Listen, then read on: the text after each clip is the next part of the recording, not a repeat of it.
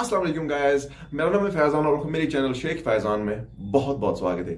So guys, आज हम पढ़ने वाले हैं इंजीनियरिंग मैथमेटिक्स या आप बोलिए हायर मैथमेटिक्स। अगर आप कॉलेज में हो, इंजीनियरिंग स्टूडेंट हो, तो फर्स्ट सेमेस्टर का एक बेसिक टॉपिक, एक इंपॉर्टेंट टॉपिक एंड जो कि बहुत इंपॉर्टेंट है एंड उसका नाम है partial differentiation.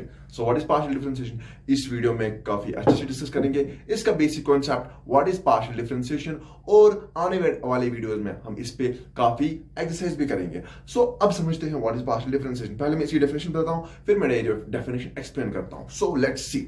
So partial differentiation का क्या मतलब है? अगर मेरे पास एक फंक्शन है z is function of x, y. So first of all, before explaining this definition, let me tell you what do you mean by partial. Do you know what do you mean by partial? Partial means half. So partial का जो मतलब है वो half है। What do you mean by partial differentiation का मतलब फिर half of differentiation. जो आप 12th क्लास में डिफरेंशिएशन कर रहे हो, डी जो आप लोग रिप्रेजेंट करते थे dy by dx, सो वो होती थी full differentiation, but it is the partial differentiation. So partial का मतलब है half of the differentiation. So now let me explain this. So z is the function of x, y be the function of two independent variables x and y. If we keep y constant and x varies, then z is only function of x. The derivative of z with respect to x and is denoted by, and this is called as the partial differentiation and is denoted by symbol dou z by dou x and dou z by and zx. So now let me explain this. थोड़ा बहुत मैं यहाँ पे लिखना भूल गया, अब वो मैं आपको बताऊंगा, वो आप खुद लिखना, ठीक है? बिकॉज आप काफी अच्छे स्टूडेंट्स हो, बड़े स्टूडेंट्स हो। सो नाउ अगर मैंने कहा कि z is function of x, y, इसका क्या मतलब है कि z is function of x, y? देखो, अगर मेरे पास एक रेक्टेंगल है, आपको पता है बेसिक बचपन से पढ़ते आ रहे कि मतलब ये रेक्टेंगल की लेंथ है, इसकी ब्रेड्थ है, और अगर मैं इसके एरिया की बात करूं, सो एरिया इसका होता है बराबर length into breadth and area of rectangle is equals to length into breadth. और जब मैं बात करता हूं area of rectangle is equals to length into breadth, so इसका मतलब ये यहाँ पे मतलब ये है। So area is equal to length into breadth. So मैं यहाँ पे कह सकता हूँ कि area is function of length and area is function of breadth. So area is function of length and area is also the function of breadth. Because ये जो area है ये यहाँ पे dependent, area is dependent. किस पे depend करता है?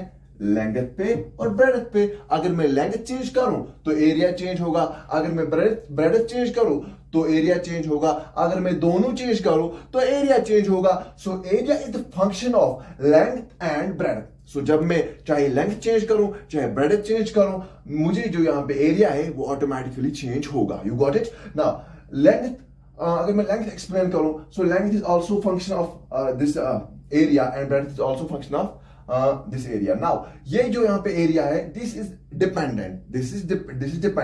किस पे डिपेंड करता है? लेंथ एंड ब्रेड्थ पे।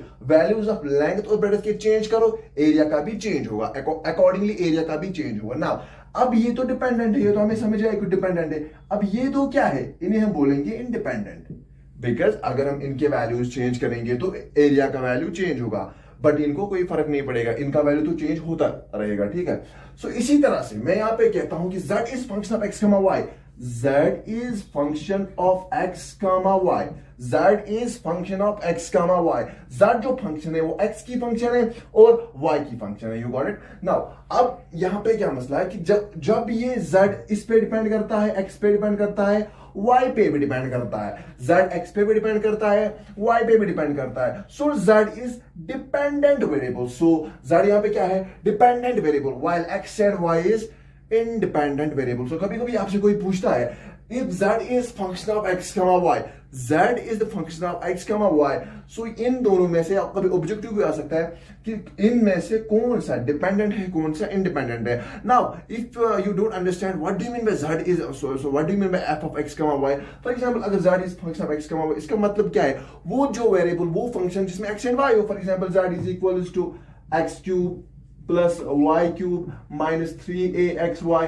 सो यहां पे क्या है? x cube plus y cube minus 3aXy. This is function of x and y. This is function of x and y.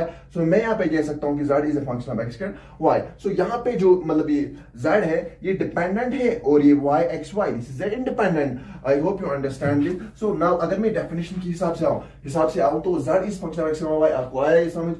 of two independent variables, ये भी आपको आया समझ कैसे? क्या of x and y, ठीक है। If we keep y constant, अगर हम यहां पे क्या रखेंगे, y को रखेंगे कांस्टेंट। सो मेरे पास यहां पे कितने वेरिएबल्स हैं, दो वेरिएबल्स हैं, x एंड y, दोनों क्या है, वेरिएबल्स हैं। सो अगर मैं यहां पे क्या करूं काम, इसको रखूं कांस्टेंट, किसको, y को, इसको मैं रखता हूं कांस्टेंट। सो जब मैंने यहां पे रखा y को constant, so now z is only the function of x। सो यहां पे मैं x, यहां पे मैंने लिखा भी है कि if we keep y constant and x varies, अब x वेरी करता है, z y जो यहां पे वो कांस्टेंट है। Now z is only function of x, z is only the function of x। सो अब जो z है वो फंक्शन ऑफ x है। अब y तो चेंज नहीं होगा ना। अब जब आप x की कोई भी वैल्यूज दोगे, x चेंज करोगे तो z चेंज होगा, x चेंज करोगे तो z चेंज होगा। So now z is only the function of x।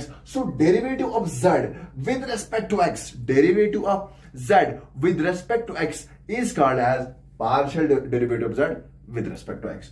So the derivative of z with respect to x is called as partial differentiation of z, and n is denoted by dou z by dou x. वो हम represent करते थे full differentiation dy by dx, dz by dx. So यहाँ पे क्या है, that's represented as, जहाँ पे लिखा है dou z by dou x, dou z by dou x, zx। now ये तो समझ आ गया कि this is represent zx। zx का क्या मतलब है, देखो zx का मतलब है यही dou z by dou x।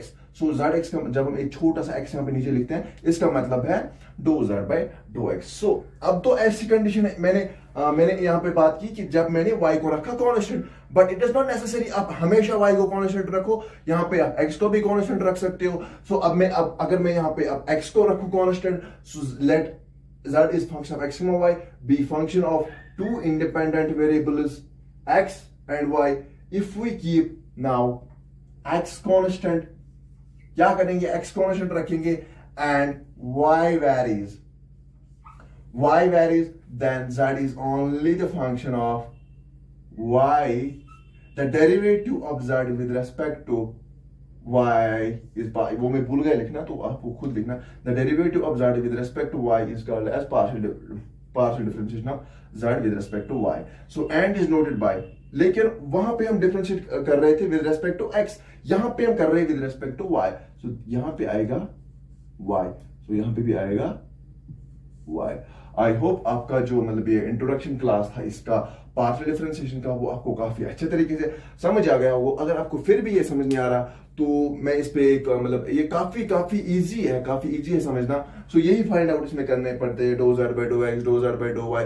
सो आप मतलब पूरी इसमें मैं एक प्लेलिस्ट बनाने वाला हूँ, इससे आप मतलब बने रहिए सो दैट आप ये काफी अच्छे से समझ पाए। और अगर आपको ये अभी मतलब थोड़ा और समझना है तो एक छोटा नन्ना सा प्यारा सा और एक और क्वेश्चन देखते हैं, सो दैट आप लोगों को ये कॉन्सेप्ट अच्छे तरीके से समझ आए। एक छोटा सा आसान क्वेश्चन है, आगे हम इसके बहुत से क्वेश्चंस करने वाले हैं, कुछ आसान, कुछ मीडियम लेवल, कुछ टफ लेवल। सो देखने वाले हैं बहुत सारे क्वेश्चंस। सो अभी मैं एक क्वेश्चन लेता हूं, काफी आसान सा क्वेश्चन है। तो देखो आप z। सो अभी मैंने एक और बात बोली, वो मैं बताना भूल गया। मैंने बोला हम रिप्रेजेंट करते हैं डो z by dou x। क्या हमेशा ऐसे रिप्रेजेंट करते हैं? नहीं। अगर z की फंक्शन है, अगर आपकी जो फंक्शन है z is equal to f of x comma y, so आप डो z by dou x से रिप्रेजेंट करते हैं। अगर आपकी function u is equal to f of x comma y, so आप क्या करोगे, देन डो u by dou x, या इस तरह से डो z by dou y, जो जिसके रेस्पेक्ट में फिर आप डिफरेंशिएशन कर रहे हो। सो या इस तरह, या आपकी फंक्शन f है, सो f is the function of x comma y, so do f by dou x है कि नहीं। सो इन सारी बातों का आपका ख्याल रखना है।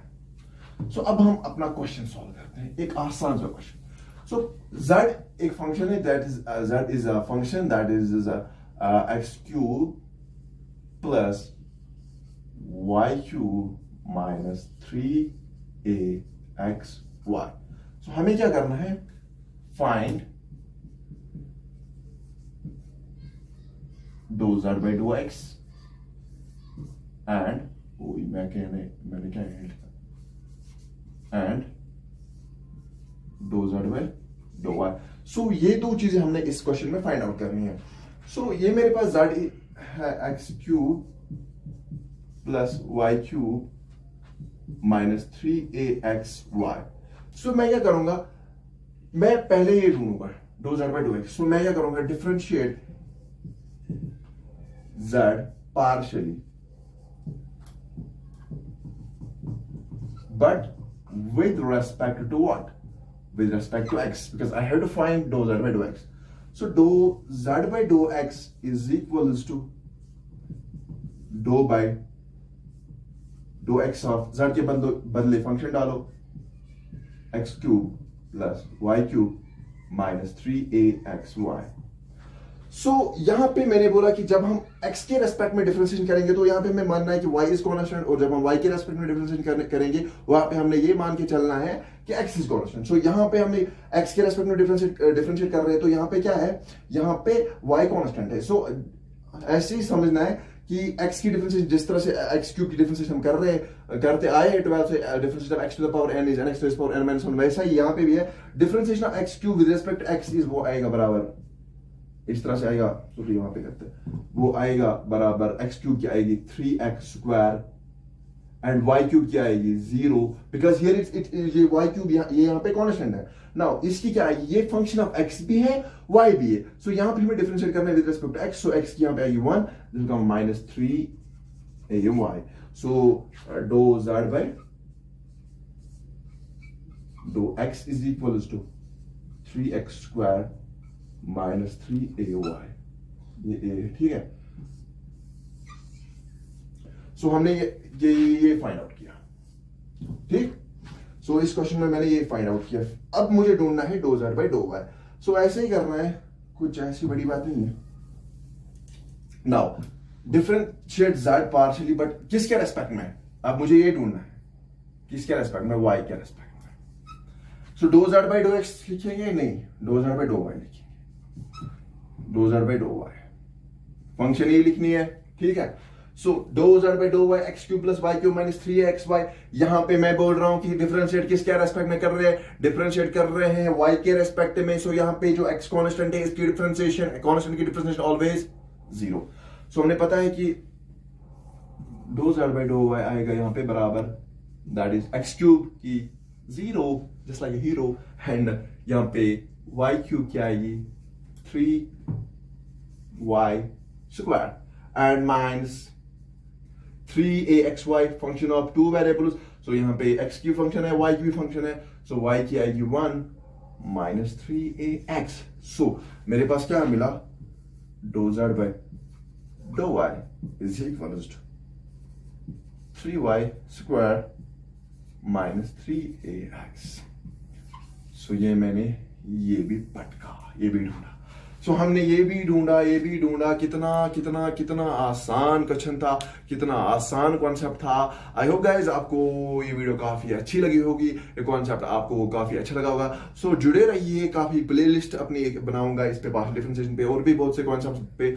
सो अगर आपको वीडियो अच्छी लगी है तो लाइक करना, कमेंट करना, शेयर करना, और अगर अभी तक आपने मेरे चैनल को सब्सक्राइब नहीं किया तो सब्सक्राइब करना है भाई के चैनल को, एंड लाइक करना. आपको पता नहीं आपकी एक लाइक से कितनी मोटिवेशन मिलती है भाई को. और एक बात, अपने दोस्तों के साथ भी शेयर करना है ताकि वो भी इससे कुछ समझ पाए.